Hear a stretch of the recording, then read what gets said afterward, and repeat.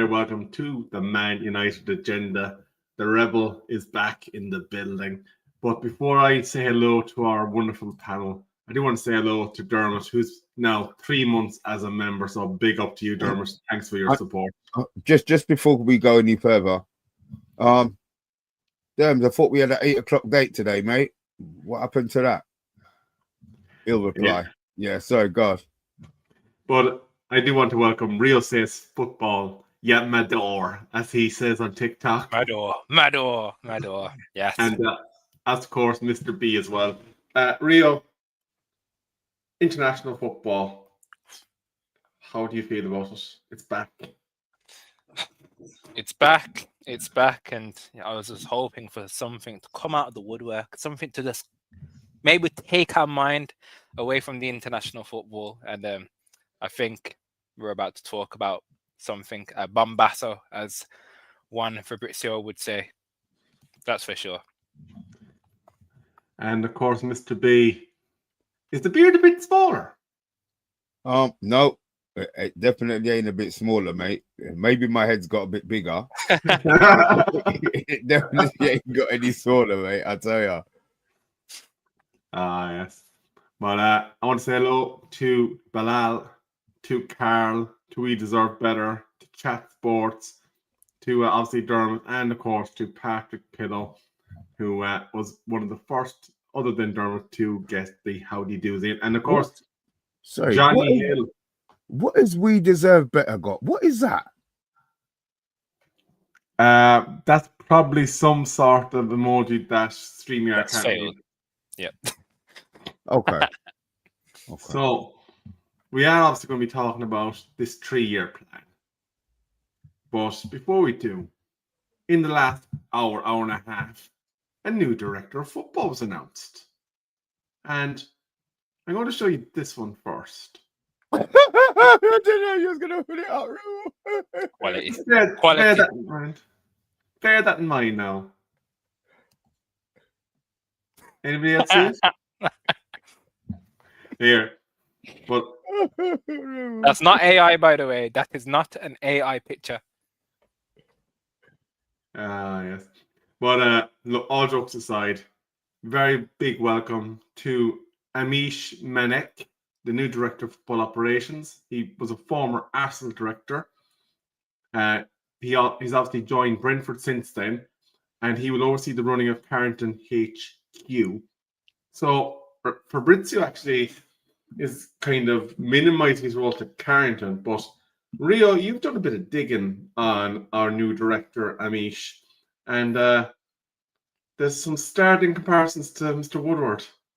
There is, unfortunately. Yeah, I thought, okay, sporting director, football director, linked to Arsenal.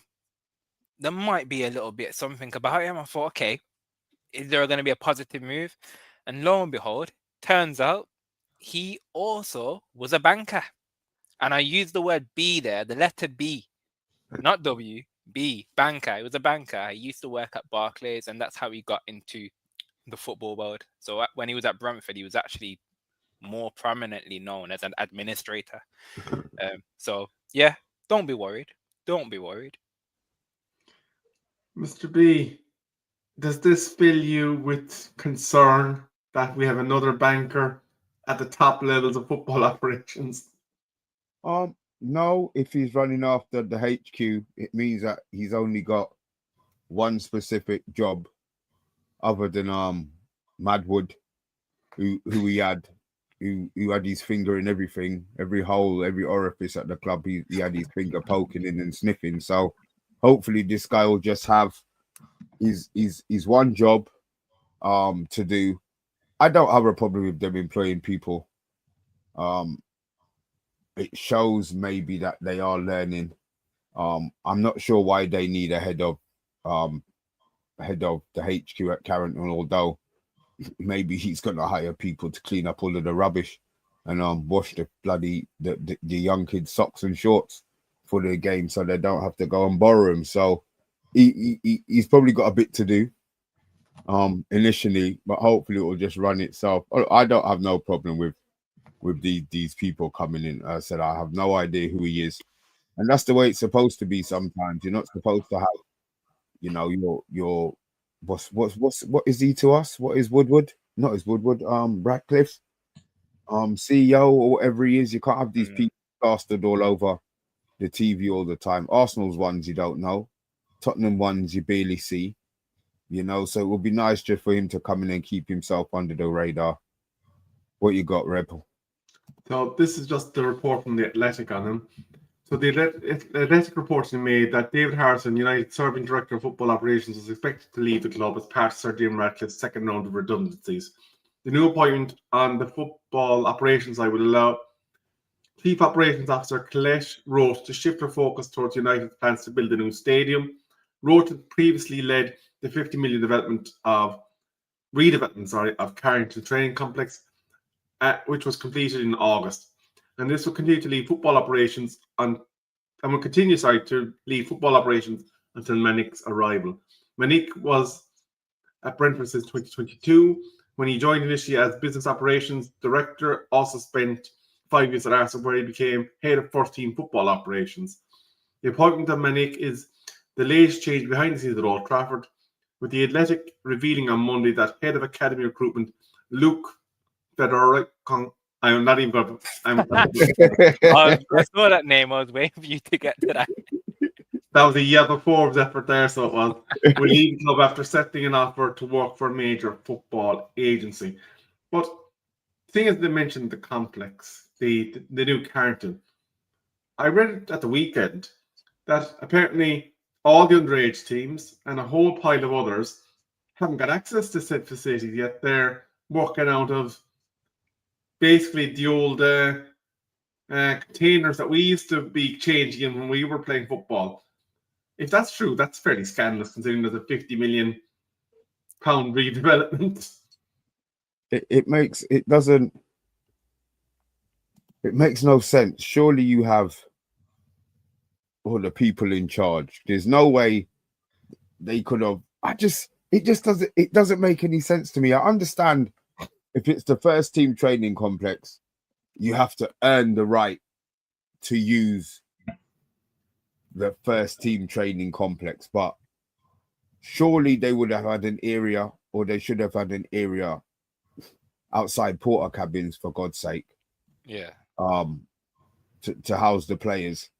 It really smells of normal Man United slackness. There shouldn't be that divide. Not that much of a divide anyway. Obviously, you give them a little taster, and the ambition to want to join those facilities, but it does kind of scream elitism, doesn't it? Like, that horrible divide. But if they're having to pee in buckets and stuff like that, and don't have like proper facilities compared to the main team, yeah, I agree. I don't think that's right, but that would baffle me if that's the case. That really would. Yeah, and just on staffing, while we're in the mood for it, this was also put by the Athletic today.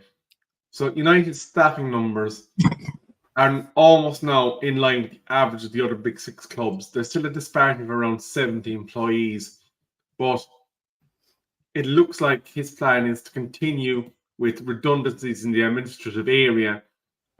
He's cut at this stage is 18% of headcount, which is when they said back in February 2024 that 450 full-time staff could be made redundant. But it looks like there's a lot of paring back being done at Old Trafford. But we've talked enough about this stuff today. Let's get on to some quotes from this 3-year plan. I'm going to bring up this one first. Rio, if you want to take that one away. Of course. So, obviously, Mr. Bomber himself, Fabrizio Romano, Sir Jim Ratcliffe, confirmed he intends to give 3 years to Ruben Amorim. Yes, 3 years, because things don't happen overnight, told the Business Podcast. Big news. Big news. So, 3-year plan is to be, assuming we're talking about 3 years since inception, he'll have all of this year and all of next year to kind of formulate things. And then the start of the following season up to the point when he joined is going to be Judgment Day. Do you think that's too long? I think we all probably think it's too long, Rebel. But what it has shown is that he's got the backing of Ratcliffe, rightly or wrongly. We huff and we puff, and we probably, probably do want to blow a house down or two, to be fair, or blow up somewhere. But at the same time, we've got to understand that he brought him in for a reason. Now, if he doesn't back him, you've got to think he was given 200 mil this season. We have no midfielders that he can use in the system that he wants and be happy with. So we're going to have to buy 2 minimum.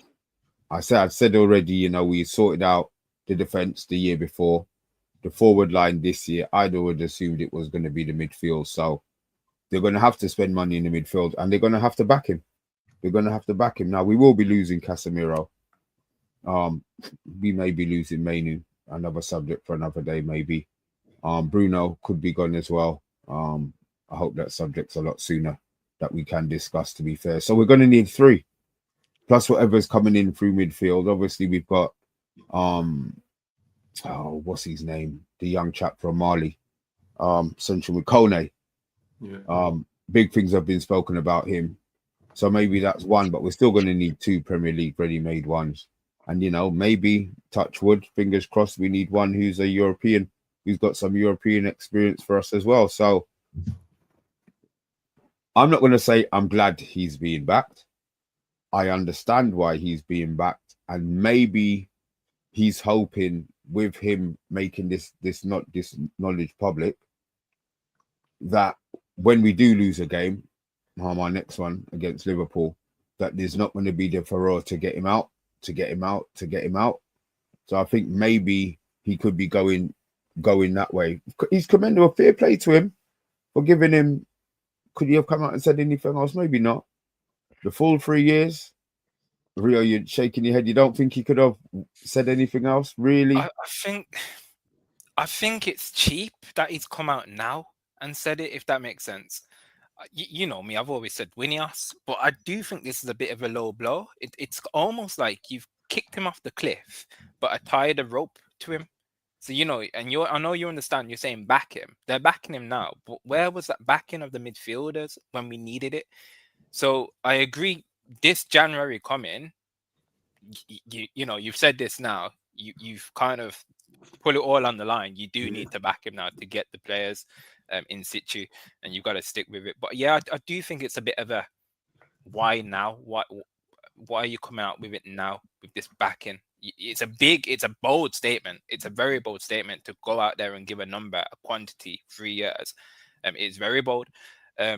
But yeah, I do understand what you mean in terms of, is it just kind of like a pillow, a dampening the blow when it does come to an inevitable next defeat? You won't get the pack of Wolves journalists putting in these weird questions, and obviously it will lighten the blow when it does come to a next defeat, unfortunately. So yeah, I agree with you in that part, but I do think it's a bit of a low blow at this time. Yeah, I seen the Athletic. He describes him as an excellent young manager and a great coach. So the interesting thing, though, is the backing is coming from a minority shareholder. Since Sir Jim has turned into Manchester United, the Glazers have been quiet. They've turned up at a few games and got caught on camera. But it's interesting that the tail seems to be wagging the dog at Manchester United. So you'd wonder, are the Glazer family going to slowly move more stock towards them? But look, that's a tale for another day. Let's pick up another quote here from him. Sir Jim Ratcliffe says, I remember the pressures that were calling for Sir Alex Ferguson sacking in his first 2 years. Look at Arteta with Arsenal. He faced a tough time in his first 2 years. We have to be patient and look at the results in the long term. Now, what I'm going to ask you here, Mr. B, is Arteta's on phase 16 of his 54-year plan, or whatever the feck it is at this stage. They have won absolutely bombaclat. So why in the name of Jesus are we drawing comparatives for success to bloody Miguel Arteta. He's won nothing. Stability. I think it's the stability side of it. I mean, you've got to, as much as we hate, you know, Arsenal rival wise, they've got a very tight ship being run there, you know. And if it starts from the manager being back from the beginning, then I do get it. The Arsenal model is maybe the model to use because he had to come in and clear out shit. Aubameyang, Ozil. There was a few others. Maybe those are the high profile ones. But he had to come in and kind of change the whole dressing room ethos. So I can see what Ratcliffe wants in regards to maybe that side of it, but the RA club don't run like no other club, man. It's just, you know, Arsenal are big, but they're not as big as us. You know, Arsenal win a game, we lose a game. What's on the back of the newspaper? You know what I mean? It's just not, the levels are too much. So I don't know where it's gonna go, Rebel. To be fair, I'm just not sure where it's gonna go. I said that I more think it's just to quiet down the crowd. But look, he's backed in for 3 years. Worst case scenario is we finish 15th again. And he's been backed in January as well with new midfielders. His job's untenable, no? It's a good question. I want to go to that. It's like, okay, he has said 3 years.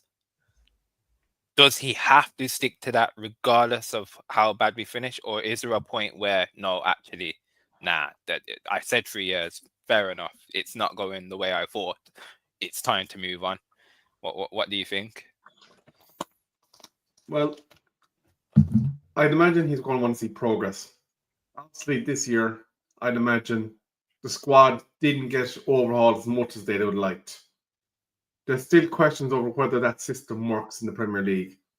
There's a version of it played by Glasner at Crystal Palace. Obviously, Rio has his own thought on Mr. Glasner. But surely, if you were to compare a development that you'd have said, because we know that Jurgen Klopp walked into a fairly average Liverpool squad, and he had to do a lot of overhauling. Surely, the comparative that they'd want to see in terms of a progress line is getting back and being competitive in Champions League, getting back and being competitive in the league, and obviously ultimately winning those 2 top trophies. Surely that's the blueprint that you want to follow. Not somebody that has a second place trophy, we beat Real Madrid trophy, we had the best team in Europe trophy, and all this other lovely silverware that they're accumulating down there at Arsenal. And Bobby, if you're watching, I apologize totally. It's nothing against you. It's just. But you're right. You're right. You're exactly right. The silverware that they are accumulating at Arsenal. You're right. Holograms. But that's just me. Do you want to take a few comments, Mr. B, or will I do them? Yeah, let's have a look. Arteta model is Wenger top 4 trophy, competitive but no silverware. Ratcliffe, if he had any doubt, now knows all the noise around United about everything. Yeah, it just doesn't stop. Why are we saying sorry to Steph? Let's have a look. Steph. Let's have a look. Sorry, I'm late. I had one of those shit days, need cheering up. All right, we'll do our best. We will do our best. Rebel would have done a little dance for you, but his head's still not sorted himself out from his teeth. So hopefully that Thunderbirds puppet done it for you. Or Rebel's bomber cloth. There you go. Oh, Combs just saying 4. He thinks Agate is going to be shown the door as well. So we have no midfielders then. So yeah, he's going to have to be backed.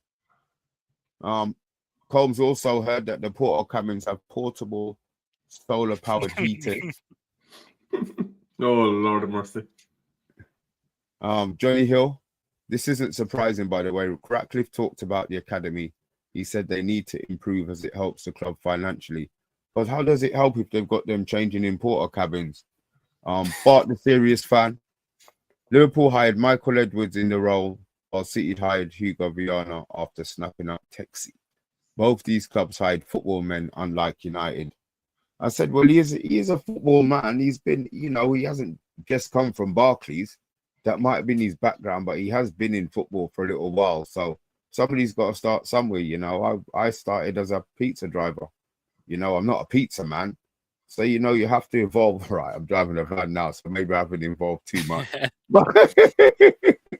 But you know what I mean? Things take time to evolve, So, yeah, that's it, Rebel. Go on. Johnny Hill says, if they are going to go with the Arteta model, does that mean we're going to steal Win the dog? Oh, their dog named Win. The dog's actually called Win, isn't it? Yeah, that dog, it's called Win. And we'll get some light bulbs in as well while we're at it. And We Deserve Better is telling us that it's a piece to promote club positivity on the stock exchange. That's all, I suppose, from the business podcast in the Times. And obviously, as we do know, because I do keep an eye on that share price, Jim Ratcliffe is down 52 or 3% on his purchase price based on current market value. So obviously, that's something that they're looking to address, because obviously we do know that D-Day is obviously fast approaching, where the Glazers could possibly rug pull or enforce a sale, but I don't think they will. But let's get back on to two more pieces. I actually found one more tweet that I'm going to be bringing up at the very end. But on the performance, Ruben needs to demonstrate he's a good coach over 3 years. That's where I'd be. You can't run a club on, like United, on knee-jerk reactions to press. Who goes off on every week? I suppose he's talking there about the sacking after sacking after sacking model, which some clubs do engage in. And I'm going to link it with this one. Sergio Ratcliffe, what was going to happen if the Glazers told him to sack Ruben Amorim? He's saying that's not going to happen. So, in a way, I'm wondering, is that a demonstration of the power that he holds over the Glazers at the moment? But they're two very similar comments to kind of linking the 3-year plan. So I don't know if you want to add anything, lads, before I bring up the final tweet. Ultimately, though, in terms of opinion, I'm actually quite calm and happy about the situation. So I wasn't ready for Amorim to go. I'm glad he's got this backing, whatever shape or form it looks like. I am actually quite pleased with it, to be honest with you. And at the same time, though, Amorim, if you can hear me, you need to perform now, my friend. You need to perform. And again, Rebel, it goes back to what you said. We're not looking for titles right away. Not right now. We're realistic in this situation, but we need improvement. We need better performances on the pitch. We need instant results. So yeah, I think that's my kind of take from it is, yeah, you've got the backing. Take this now, dig down. Players as well, the ones that you trust, and take it from there, to be honest. Brilliant. Yeah. I'm going to bring up this tweet because this one's going to kind of cause a bit of controversy. This is from one of the Talk Sport aficionados. Oh, I know. What have we done So, here? finally, people are seeing the shortcomings of Sir Jim Ratcliffe, he says. Comes out to say he wants to give the worst at Man United manager since WW2 3 years in the job without Amorim warranting it whatsoever. Throw in a bit of Glazer praise and you will realise the garbage he spouted about putting Manchester back into Manchester United was nothing more than an attempt to hoodwink United fans into thinking he's the man to save the club. I'll say it one more time. Sir Jim Ratcliffe is Glazer 2.0. It's a strong statement. Very strong statement. It is. I'll tell you, Rebel. You follow some people, boy. As I said, if you look onto it hard enough, you're always going to find what your agenda looks for. If we look for something really positive, no, we would have found something. So, yeah, he's Manic's mate. He's Manic's mate, bruv. They go for chai just round the back of the station there. where they're building the new flats. Yeah, look,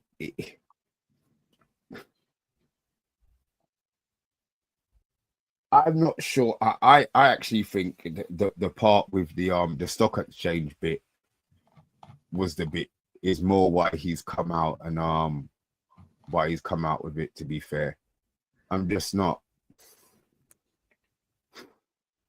I don't know. You saw that, and I could tell that kind of took a little damper out of you, didn't it? I felt your demeanor change as soon as you saw that. Yeah, it was like, oh. Yeah, I just want there to be. I think he's gonna get sacked anyway. I think by the end of the season he's gone. I don't see. Look, talk is cheap, innit? That's more how I'm looking at it. He can say what he wants now because if his results don't change, if we carry on doing this 1 win, 1 draw, 1 loss, 1 win, 1 draw, 1 loss, loss. It's impossible to continue. If home form's great, you know, you've got they're doing what they have to do at home. But for God's sake, man, give the away fans something to do. So my biggest takeaway from this, which our show probably would have been on if this hadn't come out, so maybe we can go through it, is that's giving license for Kobe to be moved.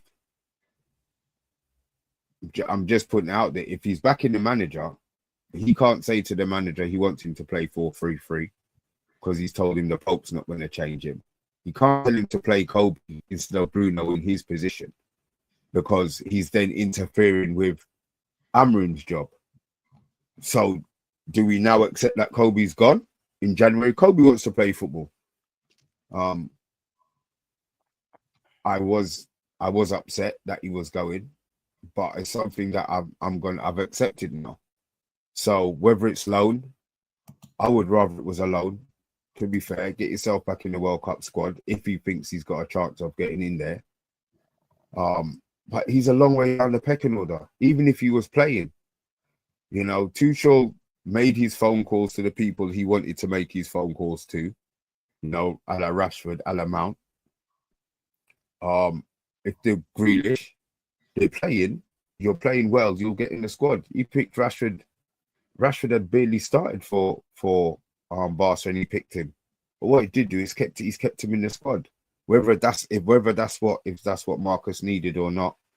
So he's spoken to the senior players, you know, he's not interested in 2 years' time or 3 years' time because he might not be here. He's been brought in to win the World Cup.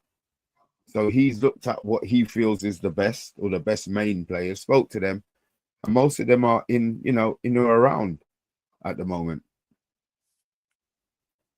I'm just going to, before I come to you, Rio, say I hope for the guy that is growing his hair to United win 5 in a row sake that we do go on that unbeaten run because that hair is a madness right now. I know. I just imagine me growing my hair for 365 days. It'd just be like a big bowl. Nothing down the sides. But you know what? Fair play to him. Fair play to I forgot what his name is now. He's got the traction that he needed. Yeah, I mean, look, what does he do when we do win 5 in a row? It could go, to be fair, it could go on for 5 years. You know, it's a stroke of genius. It's a marketing genius by him. No, well, marketing genius. You say, Mark, you know, you start something and you never do. You could never do it to go for free. Exactly, 365 or nearly 400 days. But look, now he's on it. He's on TV. He's going viral. He had to dye his hair red the other day. Yeah, I do follow him. I think it's bloody hilarious. You know, and when he does cut the hair, it's going to charity. It's going to, I think it's Great Ormond Street. So it's all been set up now. It's just whether Amrin can do what he needs to do to give him a little bit of. Imagine walking around with that big mop of shit on your head. But surely, you know, it has to be finished at Old Trafford now when it does happen. Surely they have to bring him to Old Trafford for the haircut. Oh yeah, centre circle, wheeled out. I don't think Man United I don't think they're gonna want anything to do with that. That's true, actually. That's a better. They're not gonna want to have nothing to do with that, boy. Yeah, imagine. Yeah. All right. I want to get one of the players to cut his hair. We get Yeah. Manu to be doing it, innit? I'm going to keep the tone a bit lighter to finish with. Firstly, connected slightly with Amran. This was at Brian Mbumo's most recent game. Wow. Talked to Amran about 4-3-3. Ooh. And Bruno, you know what? Whatever formation we're playing or wants to play, I think Abumo's been our best player so far this season. And the second one is this.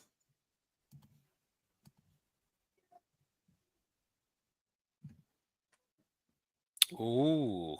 I do like that one. I do Yeah, like that one. we're gonna talk about them on Friday, Rio. Do you like that on one? the Prem show. Yeah, we'll have a I hope Bart turns up for that, to be fair. But yeah, it's Yeah. Those rival fans cannot put that James Bond meme on our Shesko, our number 9. Can't No, touch him. definitely not. Can't touch him. I just want him to score more goals. Once he hits more Prem goals than what's his name, Jokeres, then yeah, I'm in dream world, mate.